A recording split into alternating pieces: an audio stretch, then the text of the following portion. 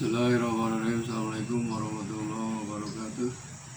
Alhamdulillahirrahmanirrahim. Wassalatu wassalamu ala asrofil anbiya wal mursalin wa ala alihi wa sahbihi ajma'in. Asyhadu an la ilaha illallah wa asyhadu anna Muhammadan abduhu wa rasuluh. Allahumma shalli ala Muhammad wa ala ali Muhammad kama shallaita ala Ibrahim wa ala ali Ibrahim wa barik ala Muhammad wa ala ali Muhammad kama barakta ala Ibrahim wa ala ali Ibrahim fil alamin innaka Hamidum Majid. Ya ayyuhalladzina ittaqullaha haqqa tuqatih wa la tamutunna illa wa antum muslimun. Wa qala Allah ta'ala fil Qur'anil Karim, a'udzu billahi minasy syaithanir rajim. Alhaakumut takasur hatta zurtumul maqabir. Saudara-saudaraku yang dirahmati Allah SWT, syukur alhamdulillah kita masih diberi nikmat oleh Allah SWT, nikmat jasmani dan nikmat rohani. Kemudian di dalamnya ada nikmat iman dan nikmat Islam. Salawat serta salam mudah-mudahan yang dilimpahkan kepada junjungan Habibana Nabina Muhammad SAW, juga kepada keluarganya, para sahabatnya, dan tidak lupa kepada kita sebagai umatnya. Amin ya Allah ya Rabbal Alamin. Hadirin rahimakumullah, pada kesempatan ini saya akan sampaikan tausiah atau peringatan bagi orang-orang yang lupa, Tanbihul Ghafilin, karya Abu Lais As-Samarkandi, bab 1 tentang rakus dan panjang angan-angan. Dalam mukadimah tadi saya bacakan ayat suci Al-Quran surat At-Takasur, Alhaakumut takasur hatta zurtumul maqabir. Bermegah-megahan, menumpuk-numpuk harta benda, akhirnya sampai masuk ke lubang lahat atau kubur. Sahabat Rasulullah SAW yang bernama Abu Darda berkata, "Kenapa aku lihat para ulama banyak yang wafat, sedangkan orang-orang yang bodoh di antara kamu tidak mau belajar? Belajarlah sebelum ilmu diangkat dengan wafatnya ulama. Kenapa aku lihat kamu rakus terhadap apa yang telah dijamin oleh Allah SWT dan mengabaikan apa yang jelek, dan mengabaikan apa yang jelek di antara kamu lebih jelek daripada pengetahuan tukang tepak kuda terhadap kuda, di mana mereka tidak menunaikan zakat kecuali merasa rugi, tidak mendirikan sholat kecuali pada akhir waktu, tidak mendengarkan Al-Quran kecuali enggan dan acuh tak acuh, dan mereka tidak mau memerdekakan budak yang mereka miliki." Hadirin rahimakumullah, rakus itu ada dua macam. Yang pertama, rakus yang tidak tercela, akan tetapi lebih baik ditinggalkan. Yang kedua, rakus yang dicela adalah rakus yang sampai lupa dalam menunaikan perintah-perintah Allah, atau ingin mengumpulkan harta untuk bermegah-megahan dan kesombongan. Sedangkan rakus yang tidak tercela adalah rakus yang tak sampai meninggalkan sedikit pun perintah-perintah Allah di dalam mengumpulkan harta, dan ia tidak bermaksud untuk bermegah-megahan. Karena ada di antara para sahabat Rasulullah SAW yang mengumpulkan harta dan tidak dilarang oleh Rasulullah SAW, namun meninggalkan kerakusan itu, kata Rasul, lebih utama. Abu Darda radhiyallahu anhu menjelaskan bahwa rakus itu dicela apabila mengabaikan perintah-perintah Allah.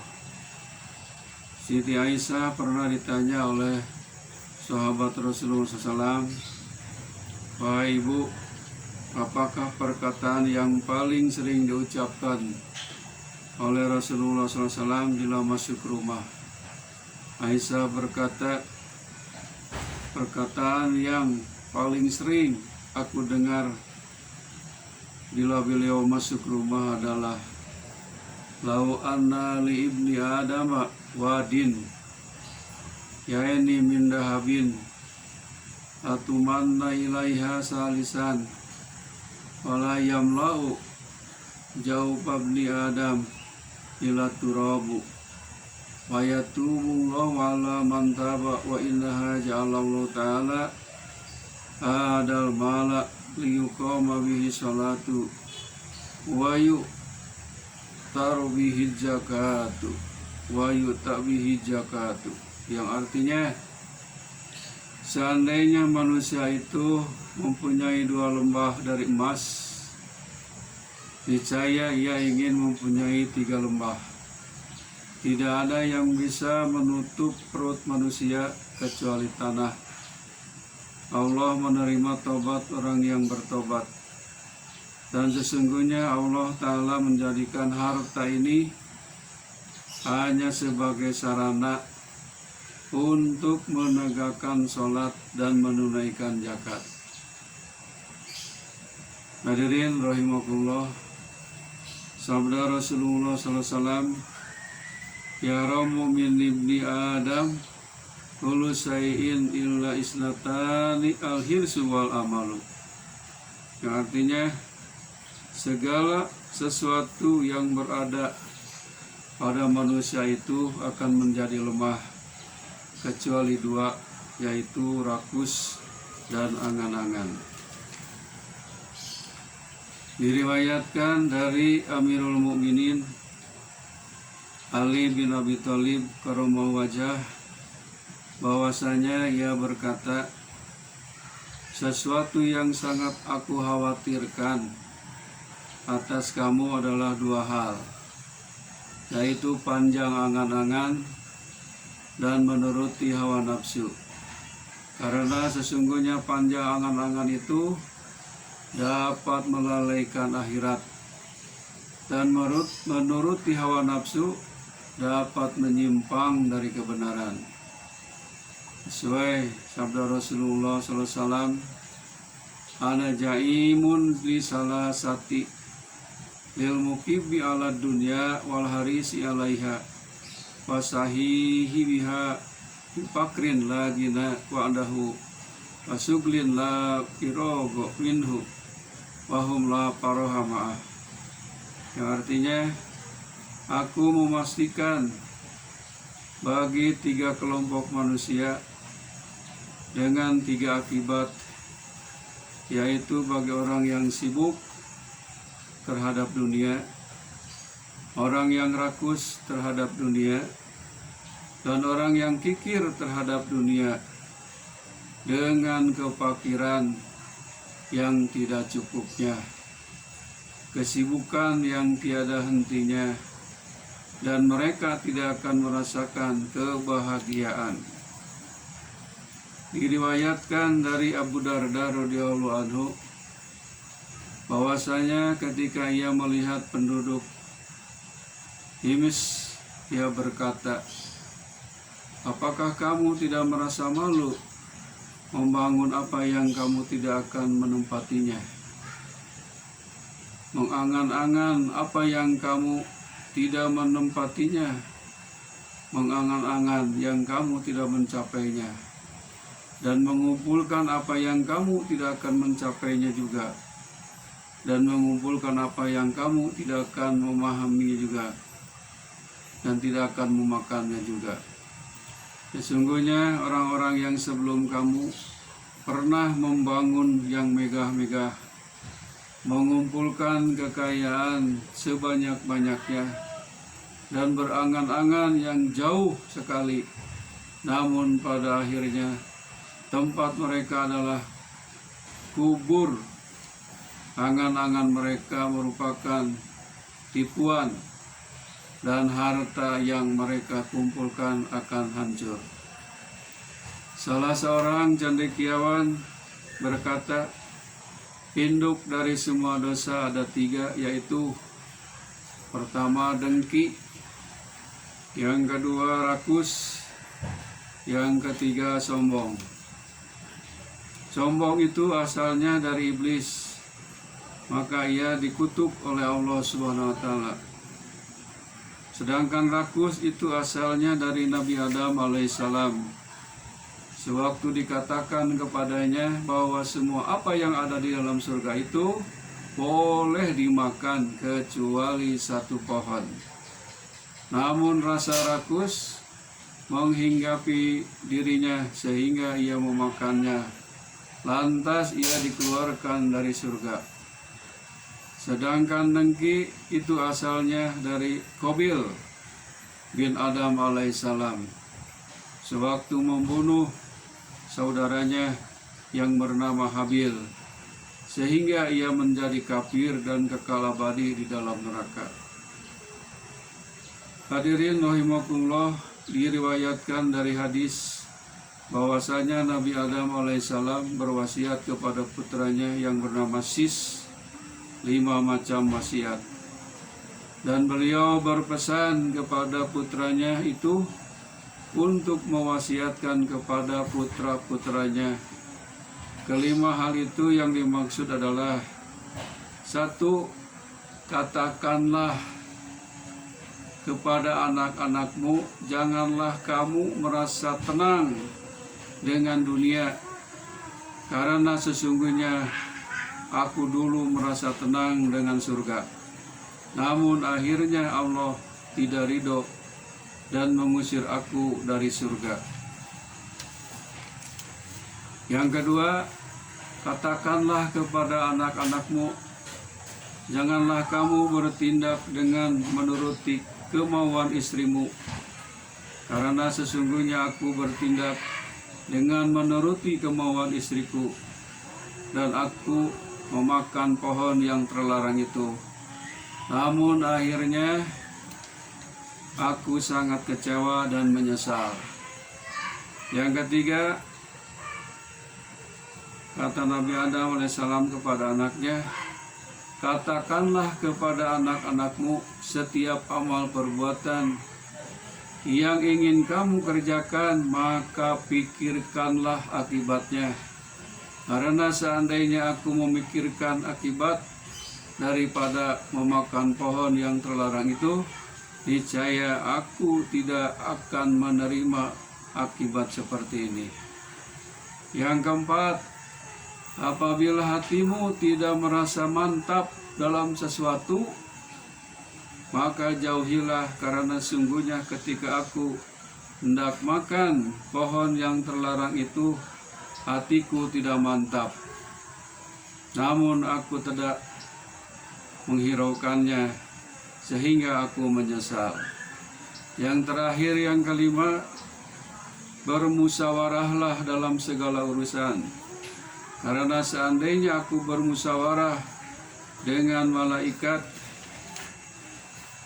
niscaya aku tidak akan tertimpa musibah seperti ini. Hadirin rahimakumullah, kemudian diriwayatkan dari Syahid Al-Bakhli, Rasulullah SAW bersabda, ada 4 hal yang harus diperhatikan. Kata Rasul, pertama, janganlah kamu mengikatkan hatimu kepada orang perempuan, karena ia hari ini untukmu dan esok hari untuk orang lain. Apabila kamu patuh kepadanya, niscaya ia akan memasukkan kamu ke dalam neraka. Yang kedua, janganlah kamu mengikatkan hatimu kepada harta benda, karena harta benda itu merupakan barang pinjaman. Hari ini untukmu dan esok hari untuk orang lain. Oleh karena itu, janganlah kamu bersusah payah untuk kepentingan orang lain, sehingga yang merasa enak orang lain, sedangkan dosanya kamu yang menanggungnya. Apabila kamu mengikatkan hati dengan harta, niscaya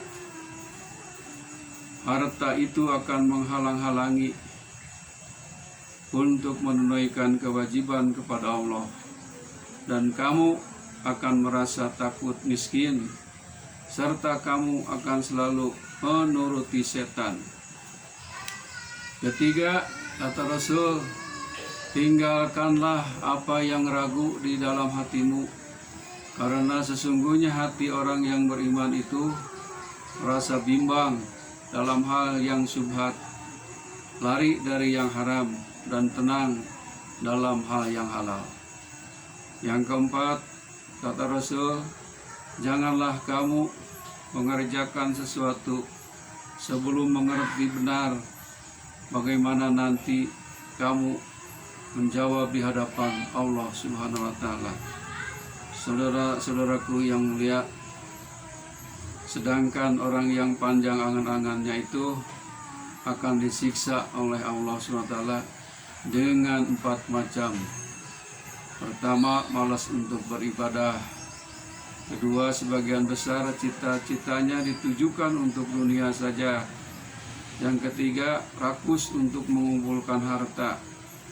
Yang keempat, hatinya keras, karena dikatakan bahwa kerasnya hati itu karena 4 hal, yaitu perut yang kenyang, teman yang jelek, lupa atas dosa yang masa lampau, dan panjang angan-angan. Oleh karena itu, setiap muslim hendaknya memperpendek angan-angan, karena ia tidak tahu kapan dan di mana kita akan mati. Sesuai sabda firman Allah dalam surat Luqman ayat 34, wa ma tadri nafsum bi ayyin ardin tamut. Artinya, dan tidak ada seorang pun yang dapat mengetahui di bumi mana dia akan mati.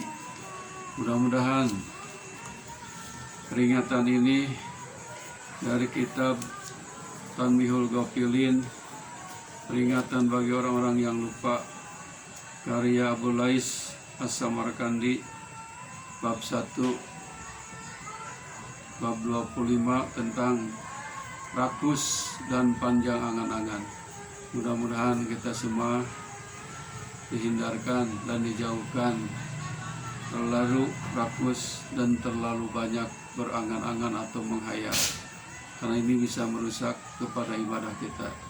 Wabillahi taufiq wal hidayah. Assalamualaikum warahmatullahi wabarakatuh.